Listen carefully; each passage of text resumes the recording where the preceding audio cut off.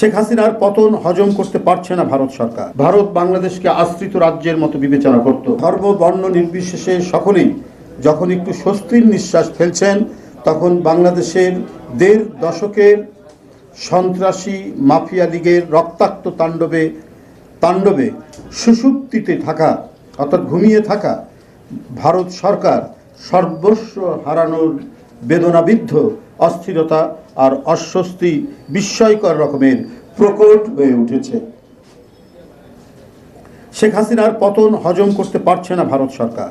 শেখ হাসিনার পতনে তাদের অন্তরে ভয়ঙ্কর অনল দহন। এর কারণ অতিমাত্রায় দাদাগিরি করার ফলে ভারতের সঙ্গে তার প্রত্যেক প্রতিবেশের সম্পর্ক তলানিতে। শুধু হাসিনার ঘাড়ে সওয়ার হয়ে একচ্ছত্র কর্তৃত্ব স্থাপন করেছিল বাংলাদেশের উপর। ভারত বাংলাদেশকে আশ্রিত রাজ্যের মতো বিবেচনা করত। সেই আশ্রিত রাজ্য হাত ফসকে গেছে। বিগত ১৫ বছর হাসিনাকে সামনে রেখে ভারত বাংলাদেশকে কার্যত দখল করে নেওয়ার চেষ্টা করছিল। এখন বাংলাদেশকে আবার কিভাবে তাদের করতলে নেওয়া যায় সেই লক্ষ্যেই তার নীল নকশা করছে। ভারত সরকার মনে করে বাংলাদেশকে ৮ম সিস্টার হিসেবে অন্তর্ভুক্ত করা গেলে তাদের 7 সিস্টার নিরাপদ থাকবে।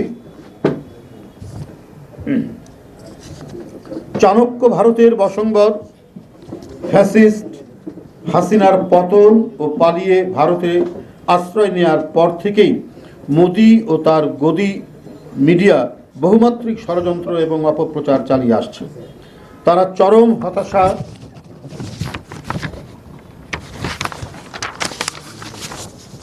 আহাজারিতে নিমজ্জিত। তাদের আচরণ ক্রমশ স্পষ্টত অসুপ্রতিবেশীসুলভ, অস্বাভাবিক এবং এক দেশদর্শী। একজন স্বৈরাচারের পতন নিয়ে কোনো দেশের এমন আহাজারি বিশ্বে বিরল। ভারতের কতিপয় গণমাধ্যমে বাংলাদেশের সংখ্যালঘু নির্যাতনের বানোয়াট গল্প প্রচার ও প্রোপাগান্ডা চালিয়ে সাম্প্রদায়িক উস্কানি দিয়ে চলেছে।